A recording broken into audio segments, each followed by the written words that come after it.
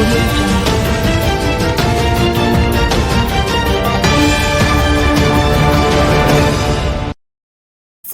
सर्वांचं परत एकदा सवेरा लाईव्ह इंडिया न्यूज चॅनलमध्ये हार्दिक हार्दिक स्वागत।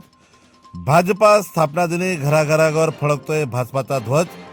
विकसित भारताचे स्वप्न साकारण्यासाठी कटिबद्ध आमदार रामदादा भदाने। आज जगातील सर्वात मोठ्या राजकीय पक्षाच्या म्हणजेच भारतीय जनता पार्टीचा स्थापना दिवस आहे। आज आम्ही स्वतःच्या घरावर भाजपाचा ध्वज सन्मानाने फडकविला। प्रत्येक कार्यकर्त्याच्या घराघरावर ध्वज फडकवत आहे। पंतप्रधान नरेंद्र मोदींच्या नेतृत्वाखाली विकसित भारताचे स्वप्न साकारण्यासाठी आम्ही कटिबद्ध असल्याचे आमदार रामदादा भदाने यांनी सांगितले।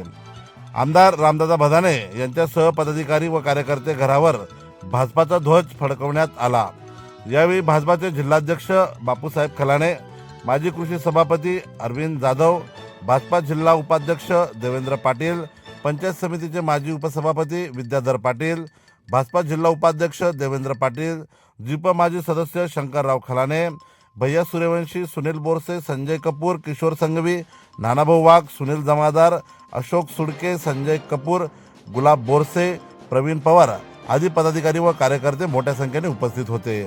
भारतीय जनता पार्टीच्या बाबतीत आमदार भदाने म्हणाले की अंत्योदय हाच ज्यांचा ध्यास, राष्ट्रप्रथम हाच ज्यांचा श्वास, म्हणजे 46 वर्ष राष्ट्रकारणाची व 46 वर्ष समर्पित जनसेवेची आहेत।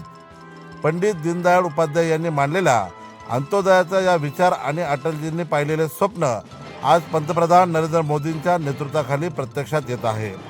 जगातील सर्वात मोठ्या राजकीय कुटुंबाचा एक प्रतिनिधी म्हणून कार्यकर्त्यांना आम्हाला सार्थ अभिमान वाटतो। आम्ही पक्षाच्या ध्येयधोरणानुसार वाटचाल करीत आहोत। आमदार भदाने म्हणाले, धुळे ग्रामीण विधानसभा मतदारसंघाच्या सर्वांगीण विकासासाठी आणि शेवटच्या घटकापर्यंत न्याय पोहोचवण्यासाठी आम्ही कटिबद्ध आहोत। यासाठी प्रत्येक क्षेत्रात सर्वसामान्यांना पुढे नेण्याचा प्रयत्न सुरू आहे।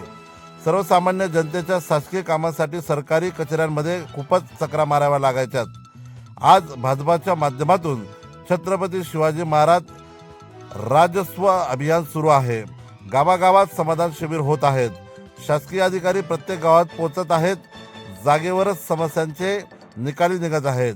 याशिवाय विविध योजना यशस्वी झाल्या आहेत। हेच या पक्षाचे आणि सरकारचे मोठे यश आहे।